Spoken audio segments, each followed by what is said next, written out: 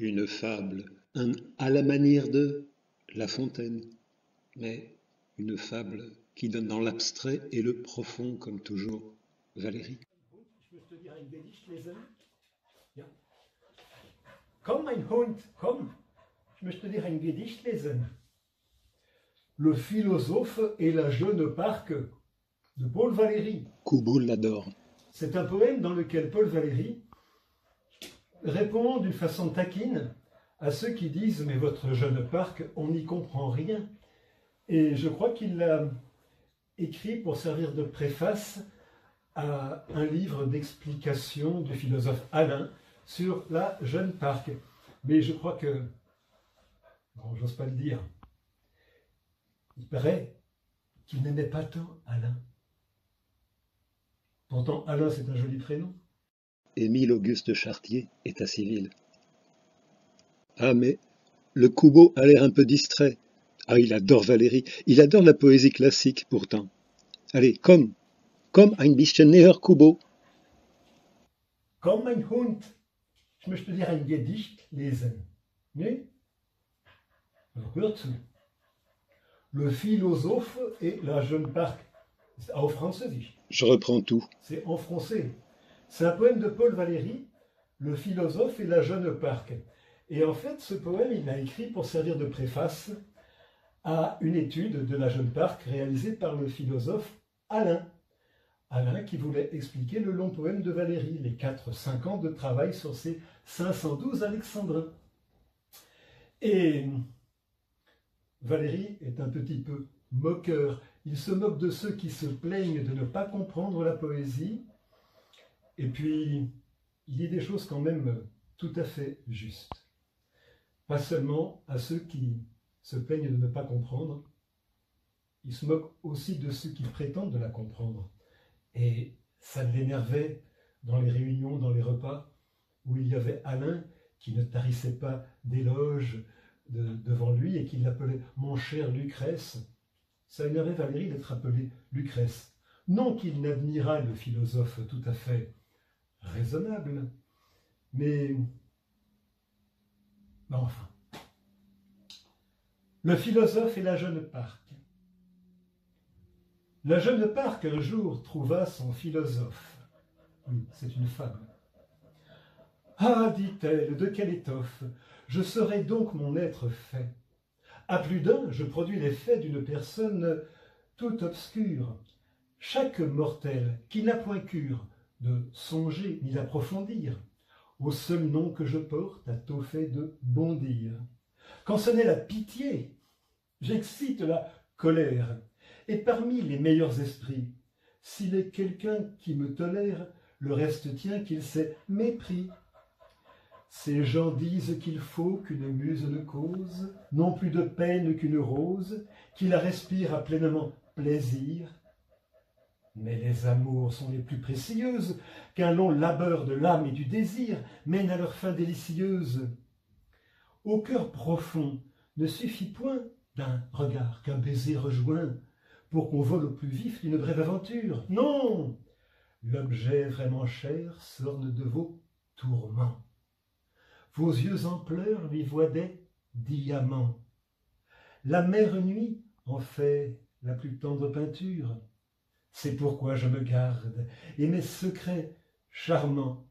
Mon cœur veut qu'on me force, et vous refuse, amant, que rebutent les nœuds de ma belle ceinture. Mon père l'a prescrit, j'appartiens à l'effort. Mes ténèbres me font maîtresse de mon sort, et ne livrent enfin qu'à l'heureux petit nombre cette innocente moi que fait frémir son ombre, cependant que l'amour ébranle ses genoux.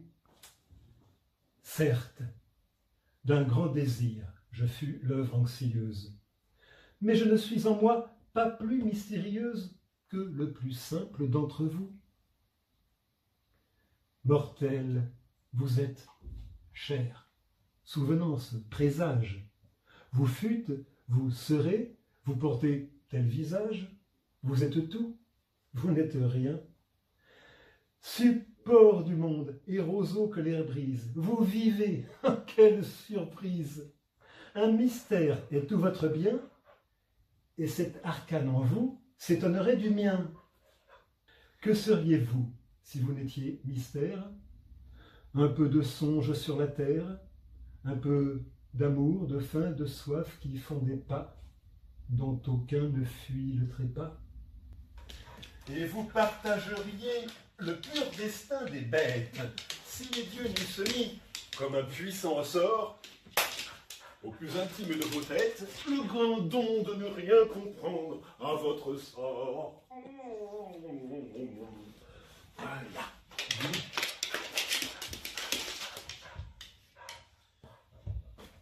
On s'emmerderait sans nos questions. Alors que les questions, c'est uniquement se débattre dans la mousse des mots qui nous les inspirent et qui n'existeraient pas sans eux. Qui suis-je? Dit toujours le vivant qui s'éveille et que redresse le soleil. Où vais-je? Fait l'esprit qui molle le sommeil quand la nuit le recueille en sa propre merveille. Le plus habile est piqué de l'abeille. Dans l'âme du moindre homme, un serpent se remord. Un sot même est orné d'énigmes par la mort qui le pare et le drape en personnage grave, glacé d'un tel secret qu'il en demeure esclave. Allez, que tout fût clair, tout vous semblerait vain. Votre ennui peuplerait un univers sans ombre, d'une impassible vie aux âmes sans levain. Mais quelque inquiétude est un présent divin. L'espoir qui dans vos yeux brille sur un seuil sombre ne se repose pas sur un monde trop sûr. De toutes vos grandeurs, le principe est obscur. Les plus profonds humains, incompris de soi-même, d'une certaine nuit, tirent des biens suprêmes. La nuit de gel pour les Valériens. Et les très purs objets de leurs nobles amours, un trésor ténébreux, fait l'éclat de vos jours. Un silence est la source étrange des poèmes. Connaissez donc en vous le fond de mon discours. C'est de vous que j'ai pris l'ombre qui vous éprouve, qui s'égare en soi-même, aussitôt me retrouve. Dans l'obscur de la vie où se perd le regard, le temps travaille, la mort couve. Une part qui songe à l'écart, c'est moi. Tentez d'aimer cette jeune rebelle. Je suis noire, mais je suis belle, comme chante l'amante au cantique du roi. Et si j'inspire quelque effroi, poème que je suis, à qui ne peut me suivre? Quoi de plus prompt que de fermer un livre? C'est ainsi que l'on se délivre de ces écrits si clairs qu'on n'y trouve que soi.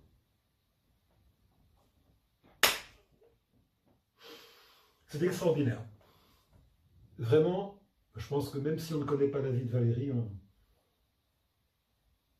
on ressent quand même. La vidéo sur laquelle je travaille en ce moment, que j'appelle Paul Valéry ma méduse, j'aimerais bien faire sentir, je le dis, ce que 50 ans presque de familiarité me font peu à peu ressentir. Non pas ce qu'il dit, mais j'ai l'impression de voir comment il en arrive à le dire. Et c'est naïf ce que je dis. Bon, il jouait avec sa petite fille, hein, Martine Boivin-Champeau, elle m'a dédié ça, on a eu des échanges, elle est adorable. Elle m'aime bien, ben, c'est sa petite fille. Et elle m'a dédié La cuisinière de Mallarmé, c'est ses souvenirs d'enfance avec son grand-père. Appeler Paul Valéry un grand-père, c'est bizarre. Et moi, des fois, je me dis, mais il arrivait à jouer avec les enfants, ben, c'est normal. Mais avec cette conscience qui ne devait pas le quitter quand même. Cette façon quand même assez durement, on ne peut pas dire désincarnée, mais vraiment autant lucide qu'un homme puisse l'être. Hein. Il a poussé l'expérience. Je crois qu'il a trouvé cette pensée qui fasse mourir. Il la cherchait. C'est peut-être Jean Voilier, cet amour qui n'a pas pu aller jusqu'où il aurait voulu. Cet amour exclusif. Mais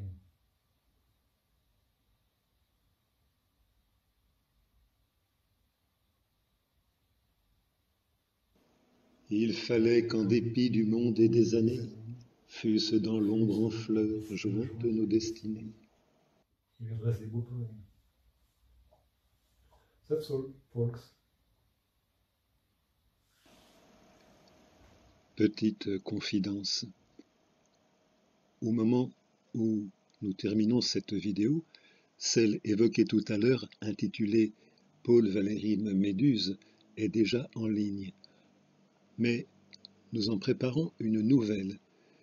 Le germe en sera une lettre qu'écrit André Gide à Paul Valéry en 1917 au sujet de la réception publique de la Jeune Parc. Les amis qui vous moquez un peu de moi, je sais bien, le philosophe et la Jeune Parc, une lettre d'André Gide concernant la Jeune Parc, et jamais tu n'enregistres la Jeune Parc. Je vous redis ici ce que je vous ai déjà dit. Il y a bien longtemps, William Marx, spectateur de notre mise en scène de Narcisse, on a échangé un peu, il m'avait téléphoné aussi, il m'avait demandé « Mais pourquoi ne mettez-vous pas en scène la Jeune Parc ?»